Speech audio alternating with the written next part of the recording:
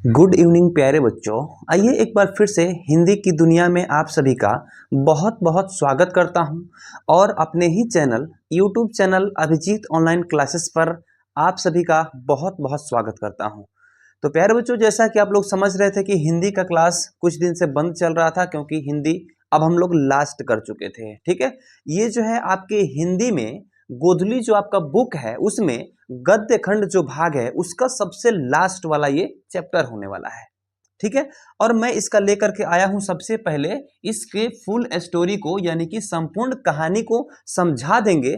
अगर अगर आप चाहें प्यारे बच्चों तो यहां से आप सब्जेक्टिव और ऑब्जेक्टिव को भी क्लियर कर सकते हैं।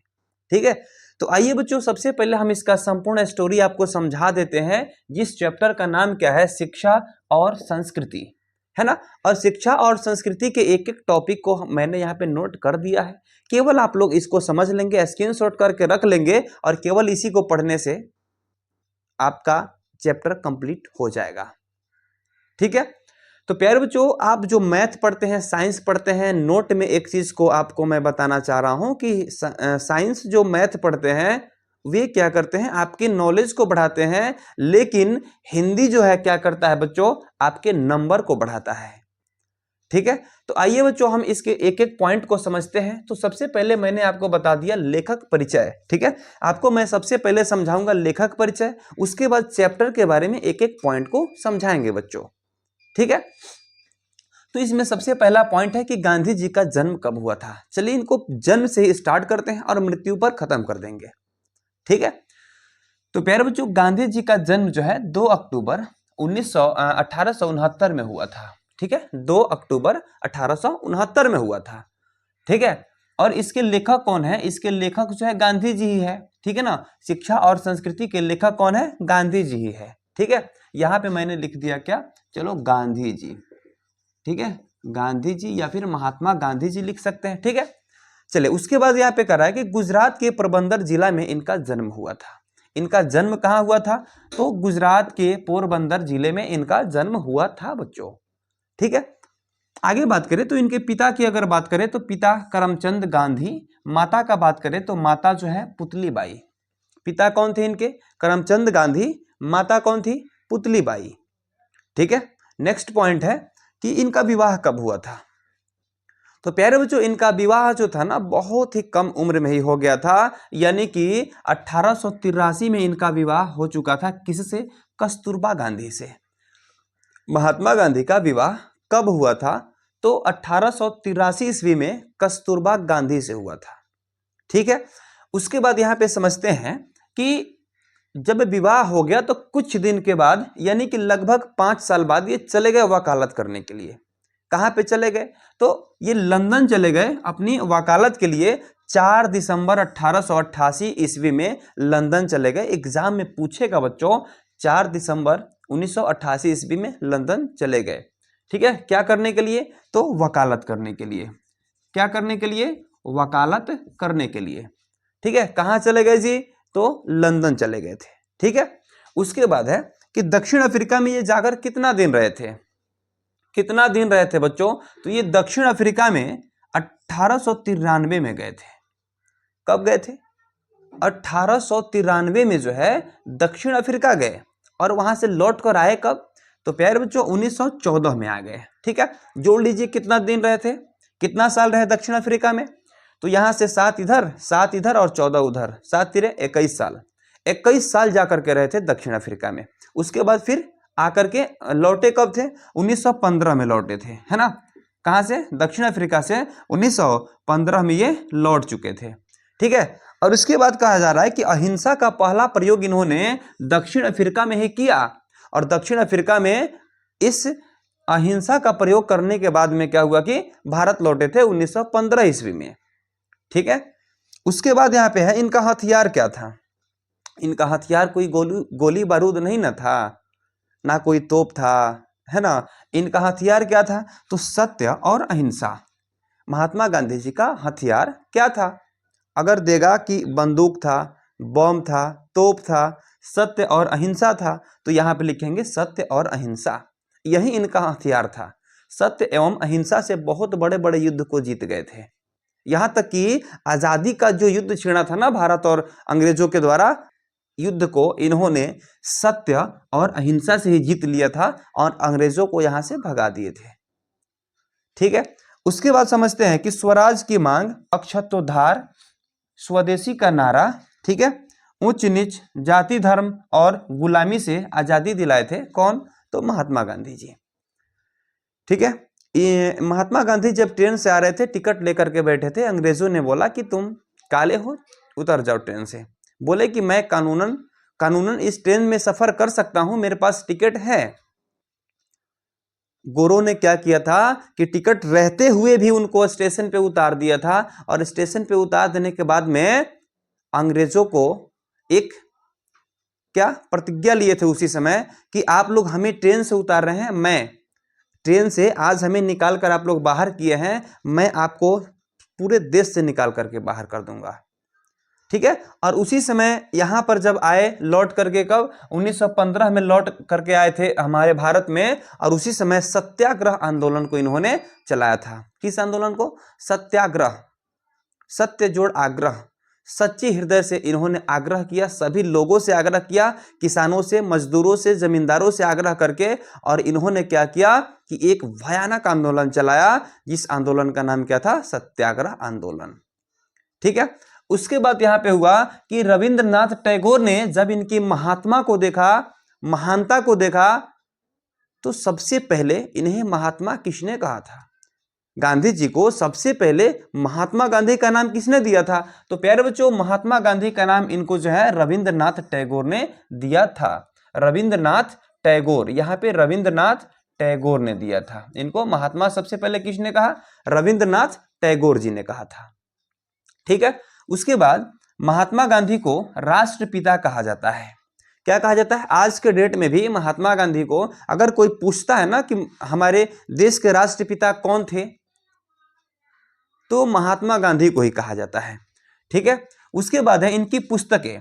इनकी पुस्तकें हिंद स्वराज, हिंद स्वराज, सत्य के साथ मेरा प्रयोग, हिंद स्वराज और सत्य के साथ मेरा प्रयोग है। ठीक है, उसके बाद यहाँ पे समझेंगे इनकी पत्रिका कौन कौन है? हरिजन है और यंग इंडिया है ना। इनकी पत्रिका जो है हरिजन और यंग इंडिया है। इसे रटेंगे आप लोग, इसे बिना रटे काम नहीं चलेगा, क्योंकि सबसे पहले ही मैंने बोल दिया था कि मैथ साइंस आपके नॉलेज को बढ़ाते हैं, लेकिन हिंदी जो है नॉलेज के साथ साथ आपके एग्जाम में नंबर को भी बढ़ाते हैं। और प्यारे बच्चों, ये वाला जो चैप्टर है ना आपके लिए स्पेशल होने वाला है। जानते हैं क्यों? क्योंकि इस चैप्टर से जो है आपके हिस्ट्री में भी सवाल पूछे जाते हैं, महात्मा गांधी के बारे में पूछे जाते हैं। ठीक है, और इसी के साथ साथ हिंदी और हिस्ट्री दोनों का दोनों कंप्लीट, इसे ही कहते हैं एक तीर से दो निशाना। ठीक है, आइए बच्चों, उसके बाद हम लोग समझते हैं इनकी मृत्यु के बारे में। तो मृत्यु जो है इनकी बहुत दुखद घटना है। नाथूराम गोडसे के द्वारा इनको 3 गोलियों द्वारा मारा गया था। कितनी गोली द्वारा मारे गए थे महात्मा गांधी? 3 गोलियों द्वारा।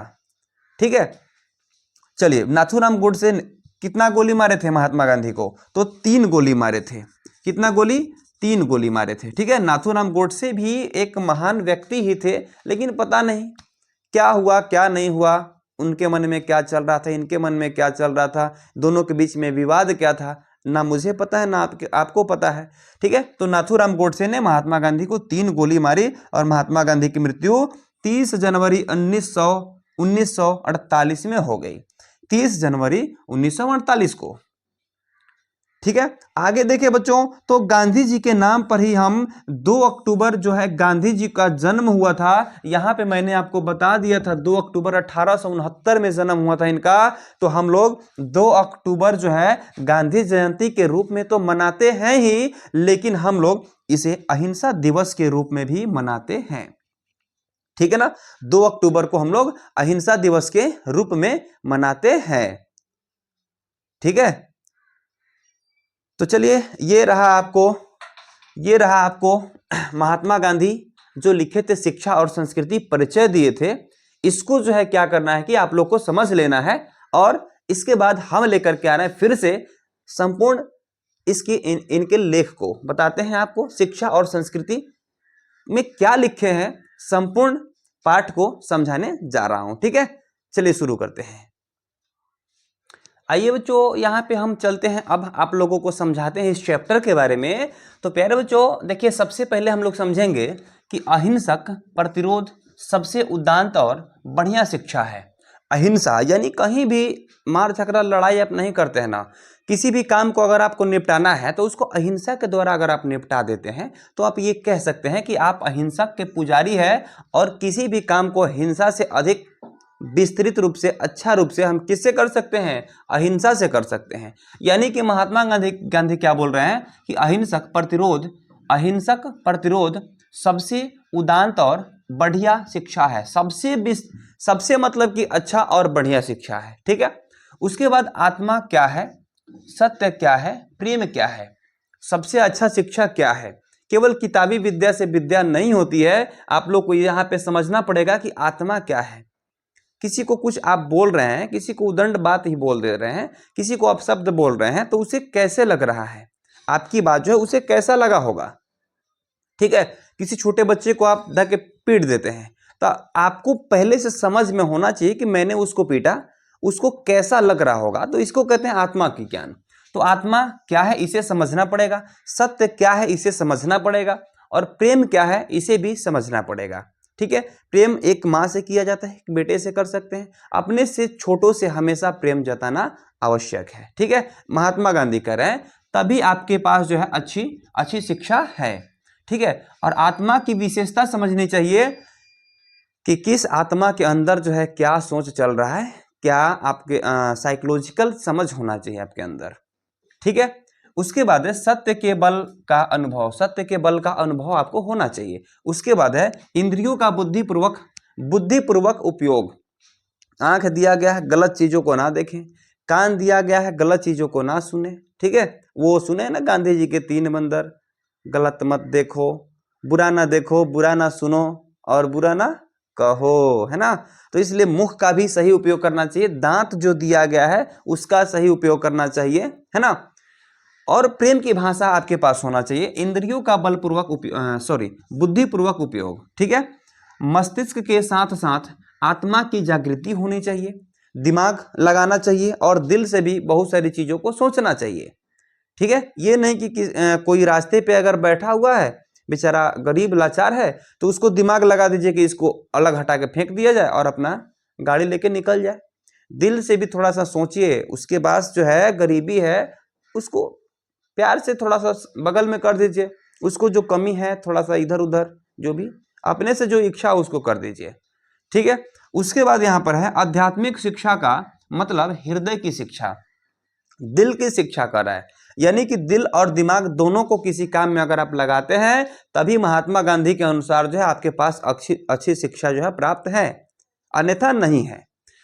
उसके बाद केवल बुद्धि कह रहे हैं कि केवल बुद्धि को बढ़ाने से घटिया और एकांकी, आप अगर केवल बुद्धि को बढ़ा रहे हैं, अपने दिल से काम को नहीं कर रहे हैं, इसका मतलब आपके पास जो है बुद्धि घटिया और एकांकी टाइप का है। एकांकी टाइप का मतलब होता है कि कोई रचना कर दिया गया है और उस रचना के हिसाब से आप लिखा हुआ को पढ़ रहे हैं। ठीक है, उसके बाद है बच्चे शिक्षा, शरीर बुद्धि आत्मा। शिक्षा से ऐसा शिक्षा आपके पास होना चाहिए जिससे शरीर भी बढ़े, बुद्धि भी बढ़े और बुद्धि के साथ साथ जो है आपकी आत्मा भी बढ़े। उसे ओरिजिनल शिक्षा कर रहे हैं महात्मा गांधी जी। ठीक है, उसके बाद कह रहे हैं तस्कारी सिखाना आवश्यक है। तस्कारी एक तस्करी होता है, जो एक देश से दूसरे देश में जो माल को आर पार किया जाता है ना, उसको तस्करी कहते हैं। लेकिन यहाँ पे जो है तस्कारी कर रहा है, तस्कारी का मतलब होता है सामाजिक विद्या। ठीक है, शिक्षा पद्धति, शिक्षा मस्तिष्क को बढ़ाता है। ठीक है, वैसी शिक्षा पद्धति होना चाहिए जिससे मस्तिष्क बढ़े, घटे नहीं, बढ़े। ठीक है, उसके बाद है और आत्मा का उच्चतम विकास होना चाहिए। आपके आत्मा का क्या होना चाहिए कि विकास होना चाहिए। ठीक है, अगला है कि मेरा धर्म कैद खाने का धर्म नहीं है। महात्मा गांधी बोले थे मेरा धर्म कैद खाने का धर्म नहीं है। इसको किसने कहा था? तो महात्मा गांधी कहे थे। ठीक है, फिर कह रहे कि पश्चिमी सभ्यता के खिलाफ थे। अब महात्मा गांधी पता ना पश्चिमी सभ्यता के खिलाफ थे। पश्चिमी सभ्यता में हो ना हो कहीं हिंसा के सभी लोग पुजारी होंगे, इसलिए महात्मा गांधी किस सभ्यता के खिलाफ थे? तो पश्चिमी सभ्यता के खिलाफ थे, है ना। तो चलिए प्यारे बच्चों, इस प्रकार मैंने सबसे पहले महात्मा गांधी जी का परिचय बता दिया और शिक्षा और संस्कृति चैप्टर के एक एक पॉइंट को मैंने आपको बता दिया। आप लोग चाहें तो इसका स्क्रीनशॉट यहां से ले सकते हैं। और प्यारे बच्चों, एक बार फिर से मैं आपसे आग्रह करना चाहूंगा कि जो भी बच्चे इसके सब्जेक्टिव और ऑब्जेक्टिव को भली भांति समझना चाहते हैं वे लोग इस चैनल को सब्सक्राइब जरूर कर लेंगे। अगर वीडियो अच्छा लगा होगा तो वीडियो को लाइक जरूर कर देंगे और अपने दोस्तों के पास शेयर जरूर करेंगे। ठीक है, तो चलिए फिर मिलते हैं। इसी चैप्टर के बड़ी ही सुंदर तरीका से बताने वाला हूं आपको सब्जेक्टिव। ठीक है, तो चलिए फिर मिलते हैं सब्जेक्टिव में। तब तक के लिए टाटा, गुड बाय।